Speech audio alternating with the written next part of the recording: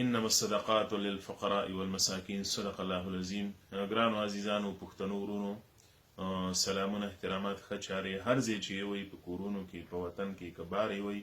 مسافرۍ کې، ټولو ته ډېر درنښت. په یو ډېره مهمه خبره باندې نن خبره کول غواړو، د اسلام د نظره چې د هغې تعلق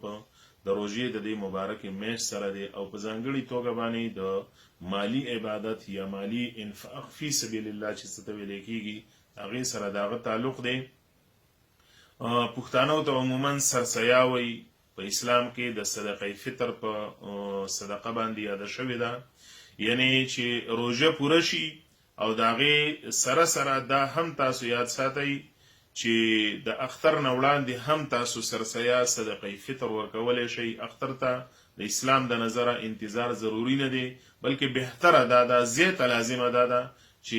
روژه شروع شي نو باید چې په روژه کې دا صدقه فطر ادا کړی شي. د هغې وجه دا ده چې اختر را روان دی، د روژې ضرورتونه ډېري، په دې وخت کې بیا ډېره زیاته ګراني ده، ډېر مشکلات دي عام غریبي طبقې ته، نو باید چې موږ په وخت باندې دا سرسیا ادا کړو، غریبانو ته ورسوو. د دې سره تاسو دا هم یاد ساتئ چې د اسلام ډېر جامع دین دی، موږ ته ډېر واضح احکامات د انساني خواخوږۍ، د انسانانو سره د مرستې او د ښېګړې په اړه باندې راکوي، او بیا خاص کر په مالی عباداتو کې چې که د زکات شکل دی، که د صدقې شکل دی، انفاق فی سبیل الله دی، او د هغې سره سره عام هم چې د هر چا وس کېږي نو مالی صدقه دا هر وخت لازم ده، دا هر وخت پکار ده، تر دې پورې چې قرآن کې بل ځای کې یو ځای کې الله وایي ویسألونک ماذا ینفقون قل العفو، ستا څه کم د ضرورت نه سیوا مال دی، قرآن وایي دا ته ولګوه، دا ته ورکه. دغې ته ګردش د سرمایه ویلی کېږي، د سرمایې شلون ویلی کېږي، د سرمایې خورول ویلی کېږي، تر دې پورې چې عبیدالله سندي صاحب یو خبره کوي د اسلام د مالی اقتصاد او معیشت په اړه باندې، هغه وایي چې اسلام دا بالکل سرمایه شکن مذهب دی، دا چرې هم د اسلام احکامات او دین نه دي، نه اسلام د دې مرسته کوي، حمایت کوي چې غریب دی ورځ ته ورځ غریب کېږي او مالدار دی ورځ ته ورځ مالداره کېږي. دا هغه اقتصادي او معاشي عدم مساوات دی د کیپیټالیزم په شکل کې، د سرمایې په شکل کې، چې بیا د نړیوالو استعماري طاقتونو موخې او غرضونه د هغې شاته دي چې داسې دا نظام په دې کې د انسانان ښکېل شو چې د دې نه اوس انسانان ځان نشي خلاصولی، داسې عادتونه، داسې خویونه، دودونه، داسې مجبورۍ په دې کې پیدا شوي، او بدمرغي په دې کې دا ده، بدمرغي په دې کې دا ده چې په تیر 2021 کال کې په نړۍ کې نیم دولت چې کوم د نړۍ په سر باندې نو دا د 28 عربپتیانو سره و. په تیر 2022 کال کې دغه د عربپتیانو شمیره د دولت د نیمې کچې د 8 کسانو ته راکوز شو. یا د نړۍ دا ټول دولت چې موږ راوالو نو دا یو اړخ ته په ټولو انسانانو باندې ایښل شوی دی، او بل اړخ ته په یو څو سوه بیلیونرو باندې په عربپتیانو باندې ایښل شوی دی. او موږ به کوشش کوو چې څومره زموږ نه خواخوږي کېدلی شي، او بیا خاص کر د دې روژې مبارکې میاشت په اړه باندې چې په دې کې د اسلام د نظره صدقه فطر پښتانه چې ورته سرسیا وایي دا لازمه شوې ده. نو په دې ځای لږه خبره کول غواړم چې د اسلام د نظره یو خو دا لازمه نه ده چې خامخا تاسو اختر ته انتظار وکئ، بلکې فقها ډېر په صراحت سره وایي چې د روژې میاشت پوره شي نو دا تاسو ورکولی شئ، د دې ادایګي کولی شئ، او په روژه کې ځکه بهتر ده، د اختر نه وړاندې ځکه بهتر ده چې د غریبانو خلکو ضرورتونه دي د اختر دپاره، د روژې دپاره، نو باید چې دا موږ په روژه کې ادا کړو. د دې سره دا هم خبره لازم ده چې په چا باندې سرسیا او فدیه د صدقه فطر لازم ده. نو د فقهاو د اسلام د تعلیماتو په رڼا کې چې په چا باندې زکات فرض دي، د زکات ورکول نو په هغه باندې صدقه فطر ورکول هم فرض دي. بیا په زکات کې په مال پیسه باندې سرمایه باندې کال تیرېدل شرط دي، او په صدقه فطر کې کال شرط نه دی چې که په دې روژه کې تاله پیسې رالي د 250,000 مطابق څه تقریبا څه کم 1.5 لاک روپۍ جوړیږي، یا دغه رنګې د سرو زرو چې کم یو نصاب دی 1.5 تولې، نو چې دغه روپۍ ستاسه په دې وخت کې پوره شي په 200-300 باندې سپین زر دي، نو دغه اندازه چې موږ تقریبا 1,15,040 روپۍ جوړیږي چې د چا سره دا نغدي روپۍ یا د دې مطابق د ضرورت نه زیات سامان د چا سره ورسئ نو په هغه باندې صدقه فطر لازم ده. د ځان نه هم دې ورکوي، د خپل چې کم د وړوکې اهل دی، بچي دي، کورنۍ د داغې نه دی هم ادا کی. بالغ اولاد چې کوم دی په هغې باندې په خپله د دې ورکول لازم دي. البته که د کور مشر یې ورکړي، زموږ د پښتنو ټولنه کې عموما ګډ او شریک کورنۍ نظام دی، نو که د کور یو مشر یې ادا کړي هم ادا کېږي. د دې سره مهمه خبره دا ده چې دا چاته ورکول پکار دي، چاته رسول پکار دي.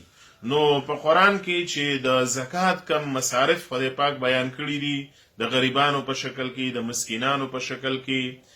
دغه رنګې هغه سړی چې په هغه باندې قرض اوښتی دی، قرضدار دی، یا عموما موږ په ټولنه کې نو چې یتیمان دي ډېر زیات کونډې دي، نور داسې بېوزله خلک چې په چا زکات نه فرض کېږي، په چا زکات لازم نه دی، دا ټول د اسلام د نظره د غریبانو په درجه کې د دی له تاسو دا صدقه فطر ورکولی شئ.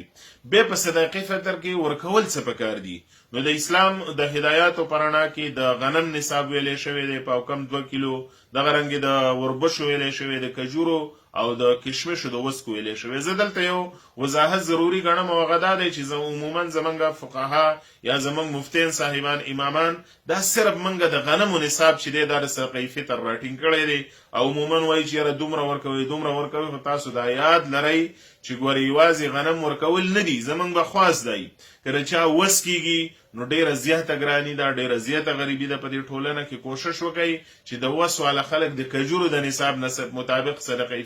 فطر ادا کوي، د وسکو د مطابق تاسو صدقه فطر ادا کوي. لکه په دې وخت کې چې کوم حساب منګه کوو که په 8000 روپۍ باندې من غنم منګه حساب کو، نو د غنمو د حساب خو 280 روپۍ د سړي په سر باندې سرسیا راځي، او بل اړخ ته کجوري او کشمش چې منګه نو د کجورو د حساب 1400 روپۍ راځي، دغه رنګې د کشمشو د وسکو په حساب 2000 روپۍ راځي. نو زمون خاص بدای چې اوس نن سبا کته ګوري نو د غوړو ډبه هم په 2500 روپۍ ده، د وړو تر وړه چې کم د 4 دړې 20 کیلو دا هم په 3000 روپۍ باندې ده. نو کوشش وکړئ په دې صدقه فطر باندې که خدای مال درکړی دی غریبان کېږئ نه تاسو، او کوشش پکار دی چې د یو غریب چاره په دې وخت کې روان شي. نو که وسم کېږي د 2000 د حساب تاسو سړي سرسیا ورکئ، د 1400 د حساب ورکئ، دغه رنګې د وربشو د حساب ورکئ، او اخري درجه 280 روپۍ دا د غنمو د حساب دا خو خامخا ورکول دي.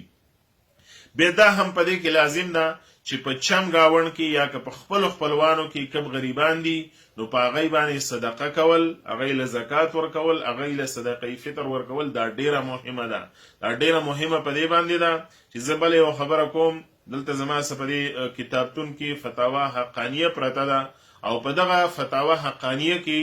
یو استفتاء راغلی ده او د هغې مطابق فتوا ورکړی شوې ده. تپوس دا شوی دی چې یو سړی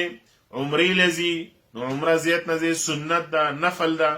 او بل اړخ دره ده په چم گاون کې غریبان دي، محتاج خلک دي چې هغې ته 2 وخته ډوډۍ نه میلاویږي. نو د هغه مفتی صاحب نه سوال شوی، پوښتنه شوې ده چې په عمره کې ثواب ډیر دی که په دې غریبانو باندې د خرج کولو ثواب ډیر دی؟ نو د فتوا حقانیه فتوا دا ده چې دغه عمرې نه زیات ثواب په دغه غریبانو باندې په صدقه او په مال لګولو کې دی. موږ عموما نو چې عمره مسلمانان کوي، پښتانه ډیر کوي، حجونه هم تاسو ډیر کوئ، او حج خو په عمر کې یو ځل فرض دی، بس یو ځل وشو د دې وخت تقاضا دا ده، دویم ځل که بیا خواهش لرئ دا پیسې په غریبانو باندې ویشئ. داسې د عمرو دا دود شکم جوړ شوی دی چې عموما زمونږ مالداره خلک سرمایه‌دار دي، نو زمونږ د پښتنې ټولنې سرمایه‌دارو ته به خواستي چې شومتیا مه کوئ، بخل مه کوئ. بدبختي زمونږ په سرمایه‌دارو کې دا ده چې دی په قامي کار کې هم تاوانونه نه کوي، دی په اجتماعي کار کې هم تاوان نه ورکوي، صرف په ذاتي ګټو کې دی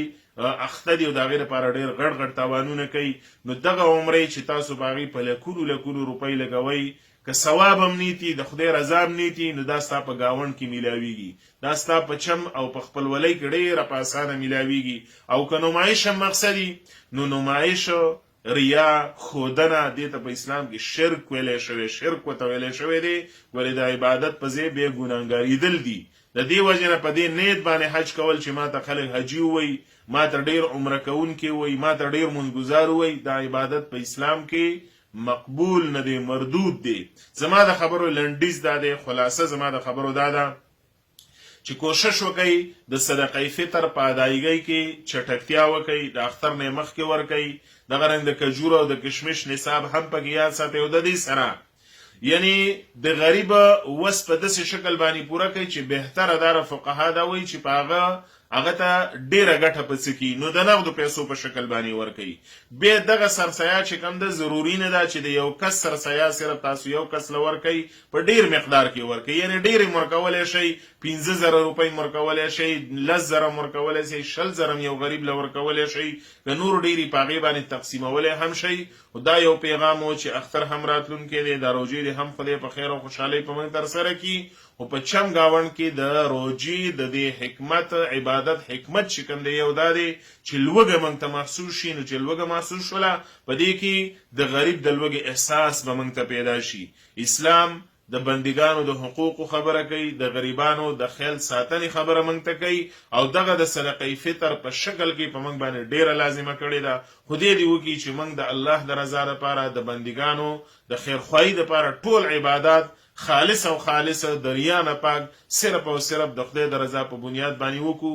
ځکه خدای ته د خدمت ضرورت نشته دی. د بندګانو خدمت، د بندګانو خیرخواهي دا د خدای خدمت دی، دا د خدای رضا ده، دا د خدای خوښي ده. ډیره مننه، ډیر تشکر.